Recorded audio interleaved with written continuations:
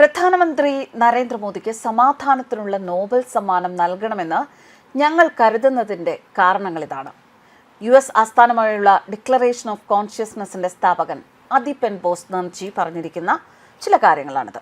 പ്രധാനമന്ത്രി സ്ഥാനത്തിന് 9 മാനദണ്ഡങ്ങൾ അംഗീകരിച്ചതായി US ആസ്ഥാനമായുള്ള ഡിക്ലറേഷൻ ഓഫ് കോൺഷ്യസ്നസ് മൂവ്മെന്റ് സ്ഥാപകൻ അദിപൻ ബോസ് നംജി അദ്ദേഹം നൽകിയ ഒരു അഭിമുഖത്തിലെ ഒരു പ്രത്യേക സംഭാഷണത്തിൽ പറഞ്ഞിരിക്കുകയാണ്.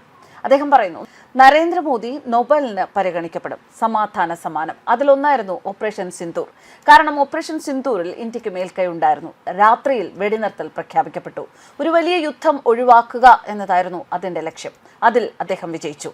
2026 ഉച്ചകോടിയിൽ പ്രധാനമന്ത്രി മോദിയെ ബോധപൂർവമായ ഗവൺമെന്റിന്റെ അടിസ്ഥാനത്തിലോ മാനുഷിക മൂല്യങ്ങളോടുള്ള ഐക്യദാർഢ്യത്തിന്റെ അടിസ്ഥാനത്തിലോ സമാധാനത്തിനുള്ള നോബൽ സമ്മാനത്തിന് പരിഗണിക്കുന്നുണ്ടോ എന്ന ഒരു ചോദ്യം.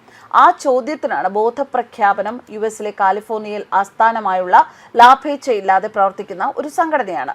പ്രധാനമന്ത്രി മോദിയെ സമാധാനത്തിനുള്ള നോബൽ സമ്മാനത്തിന് പരാമർശിക്കുന്നതിന് 9 മാനദണ്ഡങ്ങളാണ് തങ്ങൾ അംഗീകരിച്ചത് എന്ന് ബോസ് നംജി പറഞ്ഞു.